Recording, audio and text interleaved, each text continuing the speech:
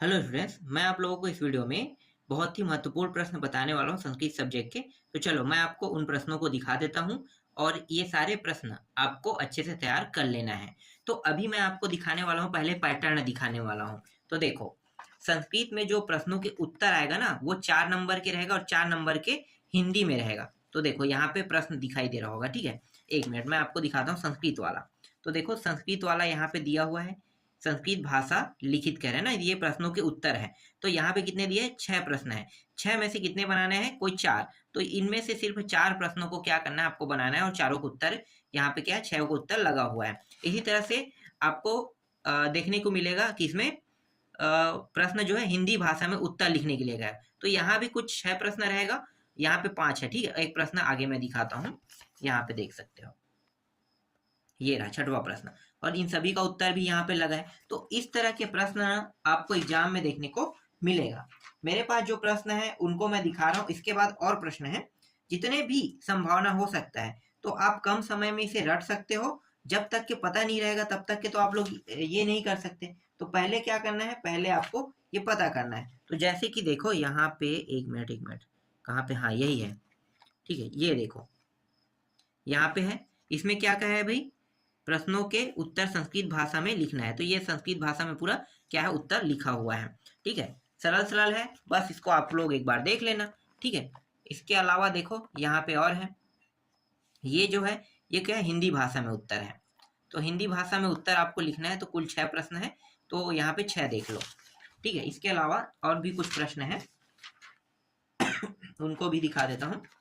देखो सरल है, जब तक कि आप पढ़ोगे नहीं तब तक ये सरल लगेगा भी नहीं, ठीक है। तो ये देख सकते हो। फिर यहाँ पे ये जो है 14वां नंबर का जो प्रश्न यहाँ पे दिखाई दे, ये हिंदी भाषा में उत्तर है। तो इनका भी सभी का उत्तर आपको दिखाई दे रहा होगा।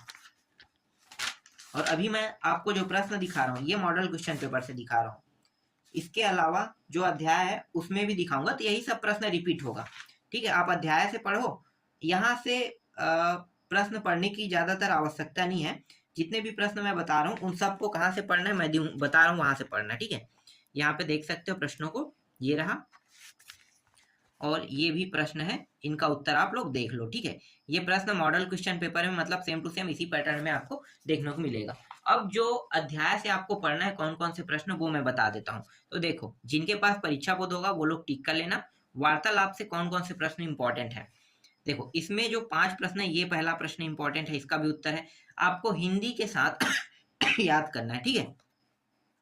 ठीक, इसके बाद देखो ख है, ये भी राइट पड़ा है तो ये भी इंपॉर्टेंट है। घ भी राइट पड़ा है, ये भी इंपॉर्टेंट है। और ये अंगा, ये भी राइट पड़ा है, ये भी इंपॉर्टेंट है। तो 5 प्रश्न है इसमें, पांचों के पांचों को देखना है, ठीक है। ये प्रश्न मान लो रिपीट हो रहा है, जो मैंने दिखाया है उसमें भी यही प्रश्न है, यहाँ भी वही प्रश्न है, ठीक है। इसके बाद ये वाला देखो, क जो है वो इंपॉर्टेंट है। क के बाद डायरेक्ट आ जाओ, घ में आ जाओ, ठीक है। 2 प्रश्न हो गए यहाँ पे इस अध्याय से। अध्याय देख लो, ये अध्याय में मिलेगा, ठीक है। इसके बाद देखो यहाँ पे ये जो है हिंदी भाषा में उत्तर लिखने के लिए कहेगा डायरेक्ट। तो हिंदी भाषा में उत्तर में देखो एक प्रश्न यहाँ पे आपको दिखाई दे रहा है और यहाँ पे 2 प्रश्न दिखाई दे रहे हैं, 1 और 2, ठीक है। ये हिंदी भाषा वाला है, तो साथ साथ लेके चलेंगे, ठीक है। ये हो गया इंपॉर्टेंट प्रश्न। इसके बाद मैं आपको अगला अध्याय दिखाता हूँ। कम प्रश्न बता रहा हूँ मैं, बहुत ज्यादा नहीं बता रहा हूँ। इस वाले अध्याय से कौन कौन से प्रश्न इंपॉर्टेंट है उनको टिक कर लेना और याद करना है। ये प्रश्न इंपॉर्टेंट है, ये प्रश्न इंपॉर्टेंट है, ठीक है।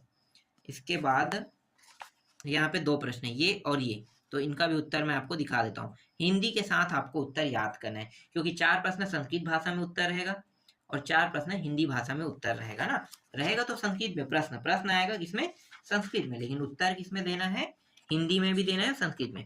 अब यहाँ पे देखो बिलासा वाला जो अध्याय है, इसमें कौन कौन से प्रश्न इंपॉर्टेंट है इनको भी मैं बता देता हूँ। तो यहाँ पे ज्यादा नहीं दिखाई दे रहा है, एक ये प्रश्न दिखाई दे रहा है ग वाला, ठीक है। और एक अंगा प्रश्न है, बस ग और अंगा बस को पढ़ना है। तो यहाँ पे ग का उत्तर यहाँ पे है और अंगा का उत्तर यहाँ पे है, ठीक है। तो ग और अंगा बस को इसमें पढ़ना है, इस अध्याय में 2 ही प्रश्न है। और यहाँ पे जो पक्ष युधिष्ठिर संवाद लिखा है ना, इसमें कौन कौन से पढ़ना है, तो देखो यहाँ पे ख प्रश्न को पढ़ना है, ग प्रश्न को पढ़ना है, ठीक है। ख ग और एक ये जो है ये च वाला जो प्रश्न है, इसको भी आपको याद कर लेना है, इसको भी कर लेना, ठीक है। यहाँ पे इसका आधा उत्तर यहाँ पे है। साथ साथ मैं उत्तर भी दे रहा हूँ। और इसके बाद ये वाला जो अध्याय है इसमें ये प्रश्न इंपॉर्टेंट है, सभी को नहीं पढ़ना है, जिसको मैं टिक किया हूँ सिर्फ उसी को पढ़ना है, ठीक है। दूसरा ये इंपॉर्टेंट है, और उसके बाद यहाँ पे अंगा और च में ये दोनों प्रश्न इंपॉर्टेंट है। इसके बाद सुभाषितानी, सुभाषितानी वाला जो अध्याय है इसमें आपको ये प्रश्न पढ़ लेना है।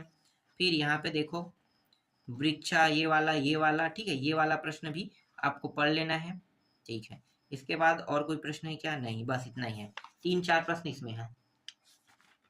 और इसके बाद स्वामी वाला ना, ये स्वामी आत्मानंद, तो इसमें आपको ये प्रश्न पढ़ लेना है, ठीक है। इन सभी का उत्तर यहाँ पे लगा हुआ है। इसके अलावा एक प्रश्न ये है, देखो रामकृष्ण मिशन आश्रम कुत्र स्थापित कह रहा है, तो कहाँ स्थापित है कहेगा, तो आपको ये बताना है, ठीक है।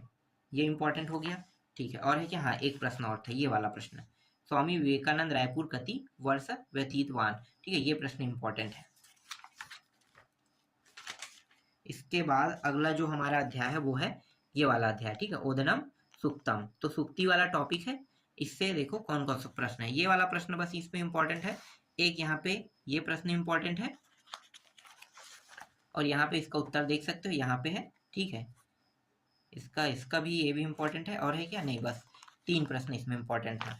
फिर परिवार लघु वरम में देख लेते हैं, परिवार लघु वरम में ये प्रश्न ख इंपॉर्टेंट है, ठीक है। ख के बाद आपको मैं दिखाता हूँ, यहाँ पे च देखो, च इंपॉर्टेंट है, अंगा इंपॉर्टेंट है, नहीं ये कौन सा है? घ है, फिर अंगा इंपॉर्टेंट है, फिर यहाँ पे जो च इंपॉर्टेंट है वो इंपॉर्टेंट है, और छ भी इंपॉर्टेंट है, तो इतना इंपॉर्टेंट है, ठीक है। फिर विचित्र साक्षी वाला, ये वाला जो अध्याय है इसमें देखो कौन कौन से इंपॉर्टेंट है, ये वाला इंपॉर्टेंट है, फिर ये वाला इंपॉर्टेंट है,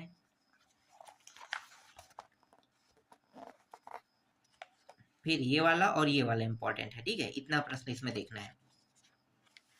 और है क्या इसमें? नहीं, बस इतना ही है। फिर 12वां अध्याय में एक प्रश्न इंपॉर्टेंट है, ये शुरू वाला बस इंपॉर्टेंट है। और ये जो 13वां अध्याय है इसमें ये 2 प्रश्न इंपॉर्टेंट है, ठीक है, क ख। और यहाँ पे नहीं, इसमें 5वां प्रश्न इंपॉर्टेंट है, यहाँ पे 5 प्रश्न दिए, 5 को देख लेना है। तो मैं दिखा देता हूँ, ग भी इंपॉर्टेंट है, घ भी इंपॉर्टेंट है, और ये रहा अंगा भी इंपॉर्टेंट प्रश्न है, ठीक है। तो 13 अध्याय है, और इन सभी अध्यायों से जो जो प्रश्न इंपॉर्टेंट है उन सारे प्रश्नों को देख रहे हैं। इतने सारे प्रश्नों को पढ़ोगे तो सिर्फ और सिर्फ 8 नंबर मिलेगा, लेकिन आपको पढ़ना है, ठीक है। ऐसा हम नहीं कर सकते कि हम आपको 4 प्रश्न या 8 ही प्रश्न बताएं, और अगर वो बता भी देते हैं तो उसके आने के चांसेस नहीं के बतौर रहेगा। इसलिए आप लोगों के पास समय है, और ये जो सब्जेक्ट है ये सबसे सरल भी होता है, सबसे सरल। तो सिर्फ इतना जानो कि यहाँ से प्रश्न कैसे आते हैं, कौन कौन सी इंपॉर्टेंट है, बस उनको पढ़ो, कम समय में याद भी हो जाएगा, आपके पास समय भी है। तो मैं बहुत तेजी से नहीं दे रहा हूँ, बहुत धीरे धीरे भी दे रहा हूँ, सभी प्रश्न के उत्तर के साथ दे रहा हूँ। तो वो सारे प्रश्न आपको क्या करना है, पढ़ते जाना है।